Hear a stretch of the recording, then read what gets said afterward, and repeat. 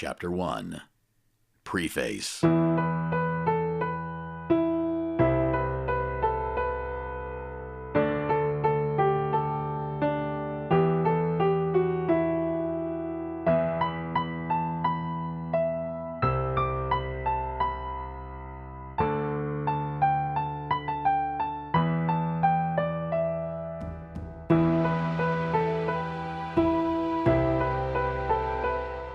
What is a hero? This is a commonly asked question. Is it a person, a man, a woman, a child, or maybe even a pet? Is it someone with magical abilities or superpowers? Is it a fictional character from a distant planet, or brought about by some nuclear radiation mishap that somehow transformed the human genes, making them and giving them superhuman powers? Yet that is in stories found in comic books. After years of careful research, I was surprised to find out that there were some humans born with some amazing gifts. Being born with some sort of mutant gift doesn't make someone a hero. What makes someone a hero is a little thing called sacrifice. Sacrificing something, anything, for the hope of blessing another, no matter what it is, that is being a hero. You can live your life as a scumbag human being, hurting others, lying, stealing, causing pain and suffering to others. But sometimes, just sometimes, some of us get a chance to do the right thing, to undo all the hurt, to break the chains of deceit, to break the chains from our past. There will be a time when a second chance will be given to us so we can erase all our past mistakes. The thing is that it just takes seconds to decide if you have a chance to either make it to heaven or be doomed to hell. Sometimes God arranges moments in our lives to test us, to see if we are worthy of His blessings. Our ancestors' actions don't define who we are. Their choices have bled in our bloodline up to this day, hundreds and hundreds of years later, and we still have the ripple effect by some choices they made back then. Good or bad, we still feel that effect. But now we can break the chains and make our own destiny. To all my readers, I pray that one day, when the moment comes, and it will come, you do the right thing and bless your future bloodlines. For this I know to be true by the action or actions you decide to do today.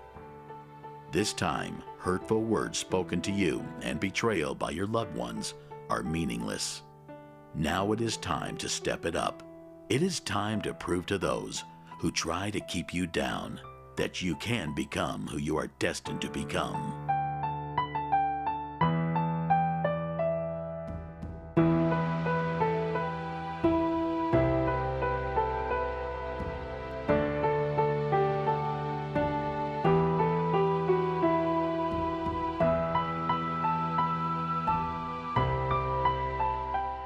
Chapter 1. The Drunk. This first story takes place in a peaceful small town in the heartland of America. Just 65 miles north of Austin, Texas, there was a place called Temple, a place where time stood still. There was modern technology where people were more respectful. Family values were still important, but some lessons just couldn't be told. Some had to be lived and learned, as Michael would soon learn. The sun was out, and clouds could be seen in the distance, and the smell of spring was in the air. Michael was a family man, a very hard worker, and every day he would set the alarm at 5 in the morning to start the workday to support his family. It was not always like this. In the past, Michael also had his demons, as we all did. His demons were alcohol. Generations of his family were alcoholics, and Michael grew up seeing this, and he could not escape it. By the time he was 17, he had gotten drunk so many times that he couldn't remember them all. Like father, like son, as the saying goes. Life at home for Michael was hell The hangovers, the fighting with his parents were like an infection that spread through him. Michael's mother left when he was just 9 years old.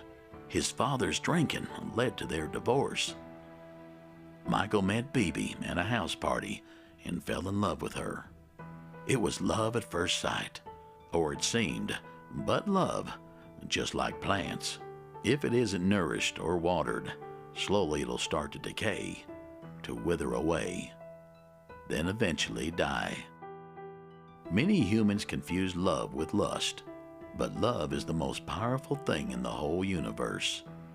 And it is shown not by empty promises or false words, but by actions. Anybody can say they love you, but without actual actions, it's just meaningless. As time went on, Michael's drinking was getting out of hand, and he started neglecting Bibi.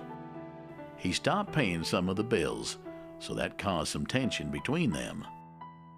The company you keep says a lot about a person, and Michael was close to his drinking friends, some of them who were divorced, some